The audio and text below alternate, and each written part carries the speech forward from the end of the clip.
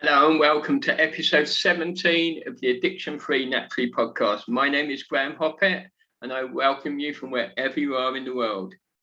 Today is all about healing in addiction. I say healing in addiction as opposed to from addiction because we know that addiction is just a symptom. Addiction is a symptom of some deep core emotional wound, and we need to fix that wound, and that's what will help us then dissolve the addiction. So I'm going to say healing in addiction, although it's just a play on words. Now, we know that addiction hurts you, it hurts your partner if you're in a relationship, it hurts your relationship itself, and it will hurt your family. I mean, your addiction is literally affecting all areas of your life, whether you choose to admit it or not. It's going to affect your career and your business. So absolutely every area of your life is affected by the fact you're in addiction, whatever that addiction may be, whether it's a behavior or a substance. And failing to engage in the healing process is what leads you to relapse. Because if you are just stopping your addiction by willpower or learning some tools and you're not really engaging in healing yourself, then at some point you'll always go back to that hurt. And the addiction is your way of self-medicating against that pain, against that hurt. So it stands to reason if you haven't actually healed from the hurt, the core emotional wound, as it's called in psychology, you will relapse. So it's absolutely important that you embark on a healing journey as part of your process in overcoming your addiction, whatever that might be. Now, addiction has caused loads of collateral damage in your life, and that might not be obvious to start with. You know, it might be hidden because each of our situations are different. You know, we're all in different positions, we have different addictions, but that addiction, whatever it might be, has probably caused a host of damage in your life. Now, it may not be apparent till much later. You know you've hurt your partner, for instance, but what you don't know is the impact it's really had on, say, your partner. Or you know that it's damaging your health, but you don't fully understand the impact it's had on your health long term until maybe much later. So there's lots of collateral damage, and how we deal with that is going to be key in our recovery too. A couple of statements that you cannot heal and blame at the same time.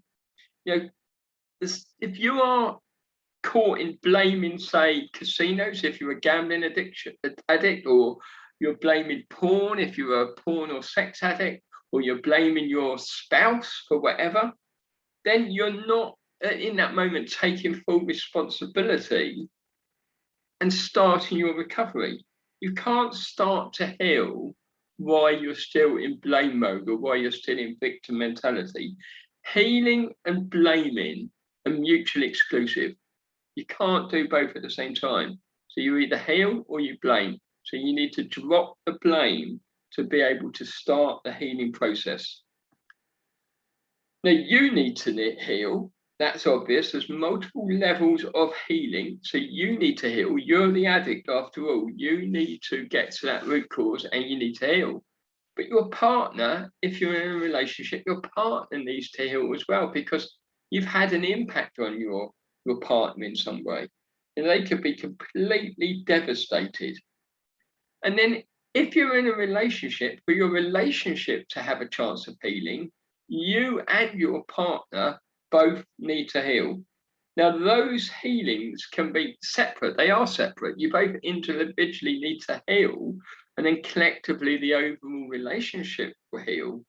And you may embark on that healing process individually, or you could even do some sort of couples therapy if you are both committed to healing. But as the addict, you are the one that has got to drive your own recovery. You're the one that has to take responsibility and start healing yourself.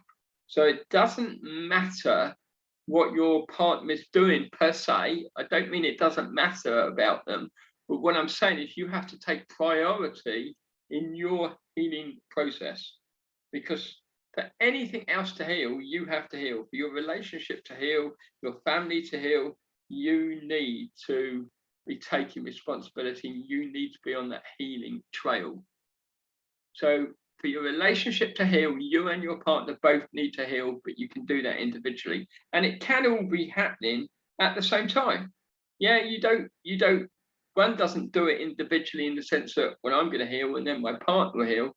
You can both be on your own healing journeys at the same time. And as you're on that, the relationship will start to heal as well. The healing can be incredibly painful because you need to address deep root cause issues, deep core emotional wounds.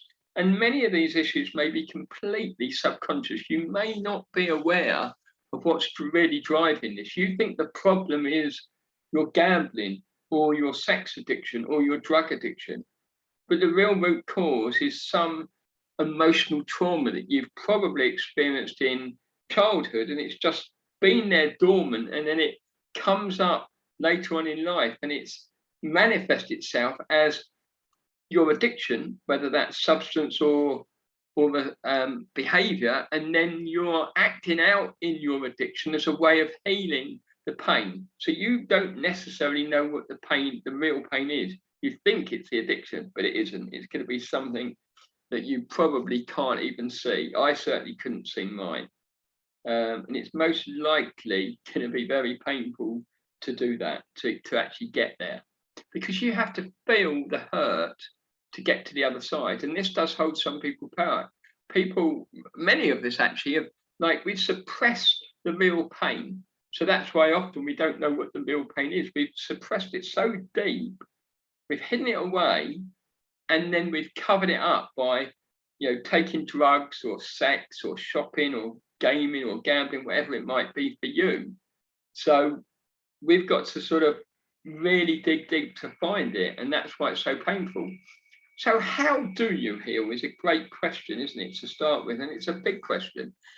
And to start with, you've got to discover the root cause issue, because if you don't discover the root cause issue and resolve it, then that addiction will come back. And that's why particularly you see celebrities, or the other ones in the news, obviously, they go into rehab, in and out. It's like a conveyor belt, in and out, because they haven't dealt with the real root cause issue. They've gone in and got clean from whatever it is for them, drugs or a behavior. Then they've come back out into their normal environment. They've still got the root cause issue unresolved. And then they are triggered in their natural environment. And before you know it, they've crashed and relapsed again. So you need to get to the root cause issue. And the root cause issue is often referred in psychology as your core emotional wounds. And that could be some childhood trauma, something that's happened that you're unaware of. And I'm sure some of you are saying, well, I've never been traumatized. Nothing earth-shattering has happened to me in my life. I've had a normal childhood. But the level of trauma is different for all of us. You don't need to be, say, sexually abused. You don't have to have been raped or had some near-death experience. It could be just your parents shouted you at a particular time, and you've sunken that memory deep into your subconscious mind and forgotten about it. I mean, I was actually cruel to a cat, which I'll come on to later on. And I love animals. I love animals now. I've had cats and dogs, but that one episode of just being nasty to this cat, I slapped it harder than I should have done. And that made me a bad person in my mind, against all my values and beliefs. And that was suppressed in my subconscious mind. And however much good I'd done, I still thought I was a bad person because of one event over 40 years ago now, or over 40 years before I uncovered it, I should say. So we need to get to the root. We need to deal with our core emotional wounds. However innocent they might have appeared at the time, it may well be you were just being naughty in school and a teacher shouted at you or your parents shouted at you, and somehow you took that on because of the way they addressed you, because they was a authority figure. So ways that you can start to heal is you can, first of all, you need to learn to experience your emotions rather than avoid them. You don't want to suppress them. You need to start to feel. You need to really feel how you do feel on a day-to-day basis and how these experiences in the past made you feel, so you can then drop them. So it's not about fully going back into them, but it's about being aware of them and seeing the impacts and then moving on from them. Because painful emotions held in our body, they typically tend to cause disease later on as well. So it's important to let go of these things. And one way of doing it is to spend just a few minutes, maybe 5 or 10 minutes a day, just sitting with your eyes closed and focusing on sensations in your body, because painful emotions tend to be held in the body, and that's sort of typically experienced as a tightness or constriction or construction somewhere in the body. So if you practice daily a sort of mindfully sitting there and just feel the sensations, honoring yourself and welcoming those feelings as they come up, don't push them away, just breathe in and sort of notice them. And that's one way to start releasing things. Another great way is journaling. Start to journal about your feelings. Start to journal about what's happening in your life, because journaling is a really helpful tool to, it starts to release uncomfortable emotions. It gets them off your chest. When you journal, you're beginning to get these ideas out of you onto paper. And doing that is very powerful. It's very healing. It's very calming. So whenever you feel triggered in life, or you're just about to indulge in your addiction, your drug of choice, try to write out the thoughts in that moment. It's a great exercise, journaling. Write out how you're feeling in that moment, what you've been experiencing. And this technique can also be useful just before you go to bed. If you put your feelings down on paper just before you go to bed, that's a great thing to do, especially if you tend to toss and turn at night. It's a way of relaxing and getting things out of your mind before you go to bed, and you probably have a more peaceful night's sleep if you do that. It is also a way of keeping your thoughts organized, because by writing them out, you see yourself writing them out as well, and you're reflecting on them. So it's a great way to have a period of self-reflection. It releases stress as well as you do it. Another benefit of journaling is setting and achieving goals. Now, I personally have got a completely separate way to set and achieve my goals, but you can do that within a journaling process as well. So there's many benefits. So that's another method you could do to start healing, by just being in contact with your feelings in any given day as you start to write out your day's events or experiences that happened. And you can also use journaling to, say you've had a bad experience in the past with someone. If you start writing about that, it's a way of, again, getting it off your chest. What did they say? What did you say? What did it mean?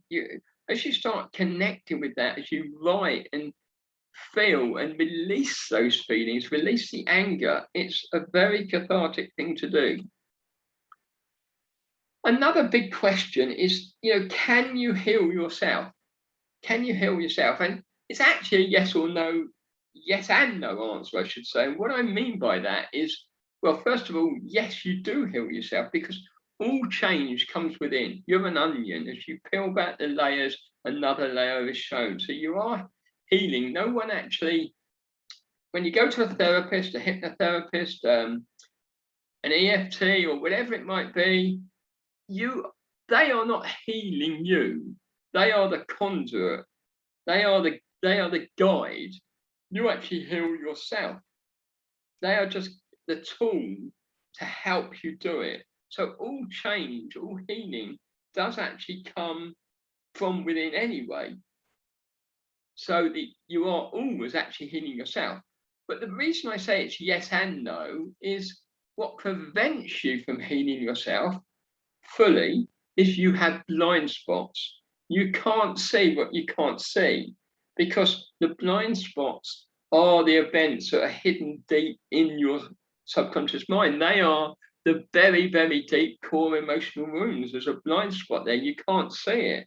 And therefore, you can't heal yourself in that situation. It's impossible to heal unless you have someone else shining the light. It's almost like, a forest with the sunlight suddenly coming through it. Suddenly you're seeing things in that dense forest that you weren't able to see before because of the dense foliage, and now the light is being shined on it. And you need someone to shine the light on you in certain circumstances so you can see past your blind spots. And let me give you an example, an embarrassing example. And I sort of touched on it earlier, actually. I mean, when I was much younger, in my early 20s, I can only describe it as I was cruel to a cat. I slapped this cat. It was a neighbour's cat. It kept coming in our house and or coming into our garden, approaching right up to my house, and it was ready to come in. And I slapped it one time, and I slapped it hard, I feel, too hard. And it obviously was stunned in that moment. And for a couple of seconds, it was almost like, oh my God, I've killed it. But that was my mind racing. But before I knew it, it was up and gone. So there was no harm done. But that event, it really hit me because I liked animals. I loved animals even at that stage of my life. And I've owned cats and dogs since. And I've even been a pet sitter. I've been a house and pet sitter. I had 5-star reviews. Owners raved for me. They said, God, our dog loves you, come back. And they could see the affection that the animal had for me and vice versa.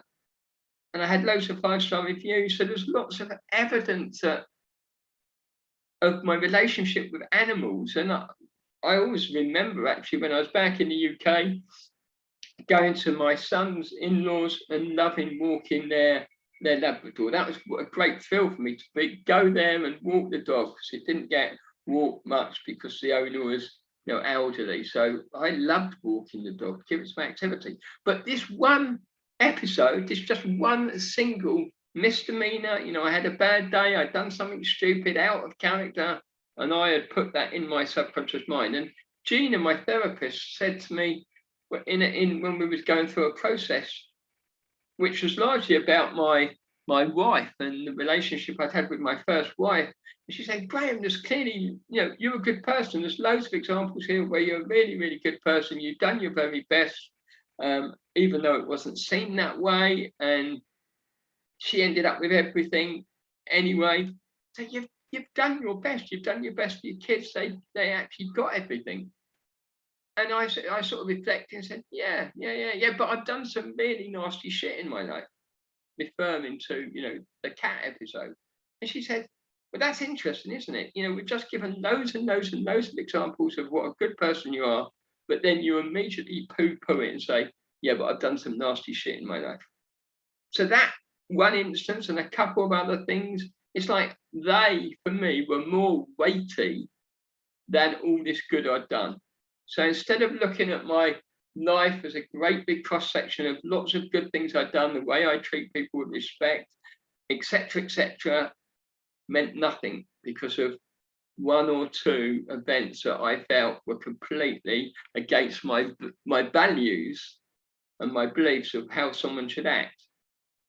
And I allowed those subconsciously to make me feel like a bad person. So that is an example where I couldn't find that myself, or I was aware of the event in that case, but I wasn't aware of its hold on me. I wasn't aware that that event 40 years earlier in my life, right in at the start of my 20s, was holding me back for 40 years.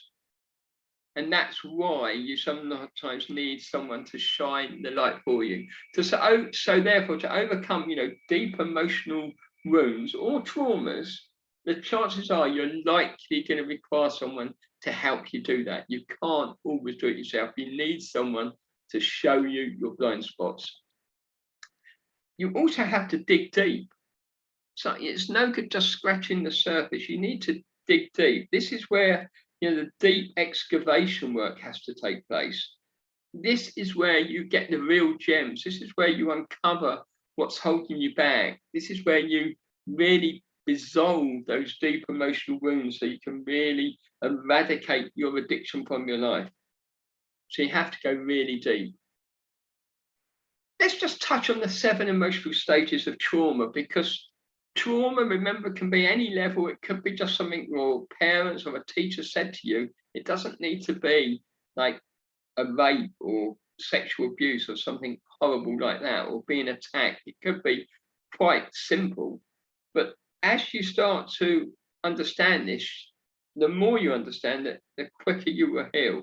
So there's the stages are, first of all, you're probably going to be in shock and denial. Yeah, it's a state of disbelief, a bit like when Gina uncovered that thing about the cat. It's like, I'm in shock and denial. No, I'm not held back by that. And there could be a numbing feeling. But then you're going to have pain and guilt. You suddenly feel guilty. I felt guilty again for this cat that I felt on that one occasion. Maybe it even brings up anger. Maybe you're angry. Maybe you get angry at the person or the event or the situation again. Sometimes you can go into depression. And I'm not talking about this all happening in that moment. I'm talking, these are the stages. Because if you've had a big emotional trauma, then this may be these 7 stages could be unraveling over weeks or even months. You might then go into depression, but then it starts to turn. You get an upward movement. You start to really feel better, make some progress. You're starting to do the reconstruction work. So after all that excavation work, you're now doing the reconstruction work. You're working through the processes, and finally you just accept it. In the same way that I accepted I made a mistake that day, slapping the cat, I've accepted it, and now I've moved on. I've forgiven myself, and we get to forgiveness separately. So they are the sort of stages you likely go through as you start to release trauma.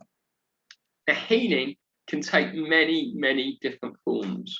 Now, forgiveness is a big part of healing, because that guilt, that shame that you're holding, the hatred for yourself often and for other people, you need to let it go. You need to forgive yourself, and you need to forgive other people. And when you're forgiving other people, you're not excusing them for what they've done. You're not taking away the responsibility or what they have to pay, maybe legally or whatever. What you're doing is you're releasing the negative connection that you have with the event. So the forgiveness is for you, not for them.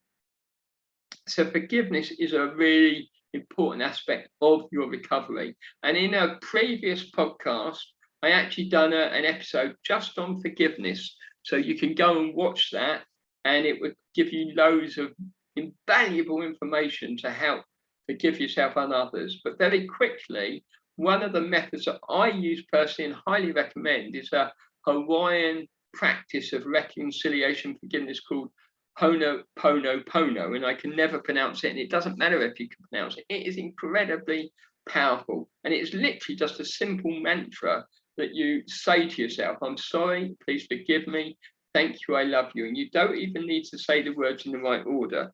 And I've said these words thousands and thousands and thousands of times, forgiving myself and other people in my life.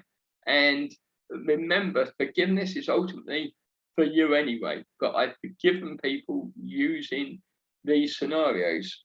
So I just say, I'm sorry, please forgive me, thank you, I love you. And often I will put a name to it. So if I'm forgiving someone, I put a name to it. And even if I just, it's a low level thing that's happened, I will still go through this process. So this is a regular process. It's just part of my life. It's part of my almost weekly, monthly ritual. I just do it whenever I need to. If I feel I've had a bad experience with someone, I will use it. Whether I feel they've hurt me or I've hurt them in some way. Maybe I was just a bit rude or curt to someone in a shop, an assistant, when I should have been really nice instead. We all have a bad day. We're human. We're all on this journey of recovery. So I would just use that. But I will always, apologize to someone if I do something wrong. So, that's also part of your healing and recovery.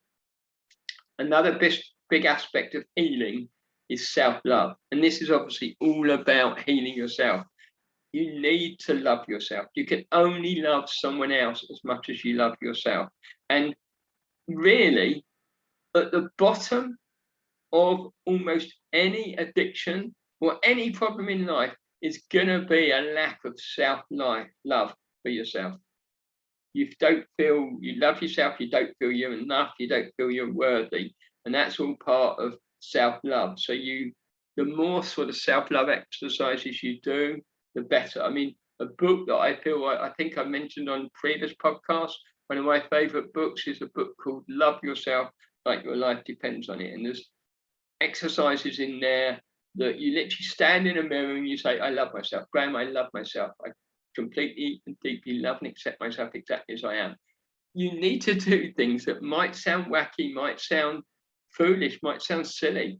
Yes, particularly for men, they don't like this sort of stuff, but it's invaluable. You've got to love yourself, whether you're a man or a woman. Self-love is key. Self-love is key to success. Whatever you mean success is, you need to love yourself, because if you don't love yourself, you will not overcome your addiction fully, and you will not have a really happy life. So whether you're in addiction or out of addiction, you've got to love yourself fully. I cannot stress that enough. And the words that we say to ourselves and the pictures that we create in our head create our realities. You know, that's a quote from one of my mentors, Marissa Peer, who's a celebrity therapist who I trained with in London. You know, we are creating our realities. The reason I say this quote is I want to remind you to be compassionate, be kind to yourself. Because sometimes we speak so harshly to ourselves. You know, we wouldn't speak to other people like that. They wouldn't accept it. So why do we talk to ourselves? Why do we berate ourselves? That's that voice in your head saying you're not good enough. Speak more kindly to yourself. Be compassionate to yourself. This is where self-love starts. Love yourself with your words. Be empathetic to yourself. Love yourself. Say kind words. Everything starts with the words we say and the pictures that we're creating in our minds. So remember, for your relationship to heal, if you're in a relationship, and by relationship, I just don't mean that romantic relationship. You know, this is your relationship to yourself as well. But for relationships with someone else to heal, then you and your partner both need to heal. So you both need to be on that journey of recovery to make it happen. And you could each have therapy individually, or you could do couples therapy. I mean, I personally, in terms of my coaching business, I really am helping the addict. So if the spouse or the partner wants some help, I would advocate, or I recommend certain people that I'd send them to. So I don't usually, I won't say I never do it, but I don't usually do couples therapy. I like to focus on the addict themselves because that's where my skill set is. So, but you can do it whichever way works for you. Different people like different ways, but ultimately the addict has got to take the lead. You are the one who wants to overcome your addiction, so you have got to heal first, whatever your partner chooses to do. Remember, and this is crucial, remember, you know, your partner may not choose to get into therapy and help themselves, but you can only control yourself. It's that old adage, you know, if you draw a circle around your feet and standing in that circle, the only thing you can control is what's in the circle, which is you. You have to take responsibility and commit to your own recovery, irrespective of whether your partner does or doesn't sort of heal themselves. And that's a sad thing, you know, addiction has caused collateral damage. And one of the biggest areas is with partners. We have hurt our partners immeasurably and sometimes irreversible if they don't go about their own healing process. But we can't force them to do that. And you know, if you're on the other side, if you are that hurt partner, you know, you shouldn't put your identity on what the addict has done to you. That's their problem. You addiction is about the addict. It's nothing to do with their spouse. It's not the spouse's fault. Although sometimes they take on the responsibility, they take on the blame, and that's why they need to heal as well. And that's the collateral damage that as addicts, we have often caused those closest to us, those dearest to us. We've hurt them beyond recognition. And if they don't choose to heal themselves, that's part of the collateral damage, but we can't force them to. It's like, if you're a man, so I'm a guy, I've seen my wife in labour, we can observe it. We know what pregnancy is, what giving birth is, but we don't know it. We can observe it. We don't know that pain of childbirth, do we? And that's what it's like for an addict. We don't know the pain that our spouse or our partner or our loved ones, our children or whoever loves us is in. That's the collateral damage. And sometimes, there's a load of guilt because then different people don't want to do the work. Maybe money is an objection to get therapy. But when you're in a healthy place mentally, you show up a whole lot better in the world. So it's absolutely crucial that you, the addict, does whatever you need to get over your addiction, to beat your addiction, because when you're in that healthy place, you're going to show up so much better for your spouse, your children, your co-workers, whatever. You're just going to be a different person. And if you don't heal, you're not going to be emotionally there for them. You're not emotionally available when you're in addiction, when you're in active addiction.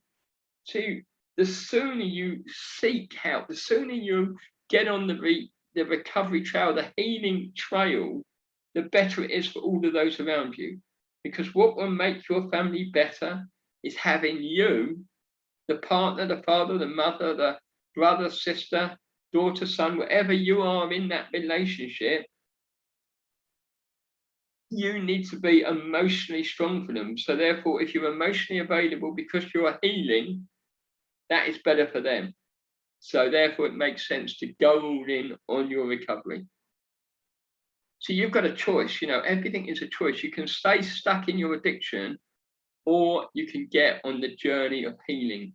You can really engage in the process, because the more you engage in healing, the less likely you are to relapse.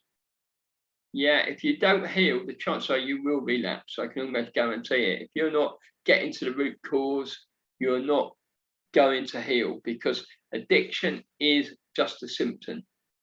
The real root cause issue is this emotional core wound.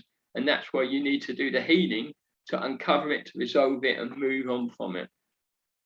And healing is ongoing. It's not like going to happen today or tomorrow. It's ongoing. And even when you've cracked your addiction, we're all still healing. There's probably, most of us are carrying around so much crap unintentionally from our childhood that you were always healing to a degree. There's very few people that haven't got any issues in this world. So therefore, healing is ongoing. And one of the blessings for me is actually what addiction has given me is all these tools and knowledge to clear things up from the past. And that's why I now share my skills with other people, because I've learned so much and come so far, and help others do the same now. And I cannot stress enough, though, failing to engage in the healing process, whatever that means to you, because obviously, as we said, healing is different for everyone, but it will lead to relapse if you don't engage in healing. So I hope today has been invaluable for you. Really, I cannot stress enough that healing is absolutely essential if you really want to eradicate addiction from your life. So whether you're a drug addict, a gambling addict, a sex addict, a shopping addict, whatever addiction, because they're all the same at their root, they are all the same. There's something deep in you, some core emotional wounds, and your addiction, you are using that to medicate that pain away.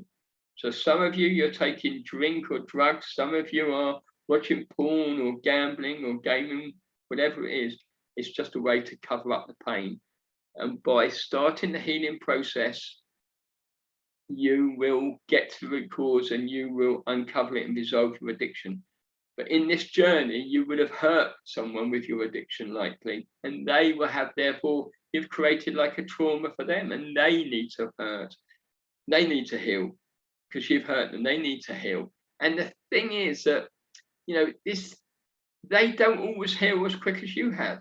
And therefore, I often hear addicts sort of tell me, well, my wife said this or my husband said this, but, I haven't gambled for 2 years now.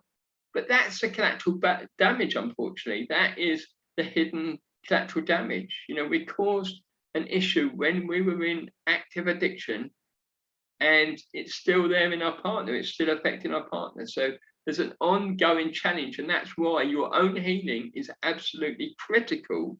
Because if you're not healing and haven't healed like fully, or the majority of you is healed, then you're not going to be able to deal with the things that are still thrown at you from a partner who hasn't fully healed. So you can only help your partner fully when you fully heal. So that's all for today. Wherever you are in the world, I hope this has been powerful for you. I know it's been powerful for me. This has been life-changing for me, this journey of healing. And it's ongoing. If I can help you in any way, one-to-one, because obviously one-to-one coaching is the very fastest way to get to the root cause. I use hypnotherapy. I'm also a theta healing as well, but primarily I use hypnotherapy. It's the fastest way to get to the root cause. Resolve it so you can move on. Reach out.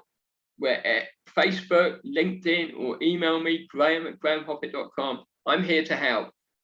And the tools, healing is a tool you can use in your life generally. It isn't just for those in addiction, because we're all carrying childhood trauma. It's just that unfortunately, for some of us, it turned into an addiction. So if you know someone who's struggling, they're in pain, and they haven't got to addiction yet, then pass them over to me, because they need help too. So pass on the content, use the tools in here to start healing. Have a great day. It's been my pleasure to serve you. I wish you a wonderful day, and I wish you a speedy eradication of your addiction, knowing that you can eradicate addiction from your life and literally reinvent yourself. Have a great day.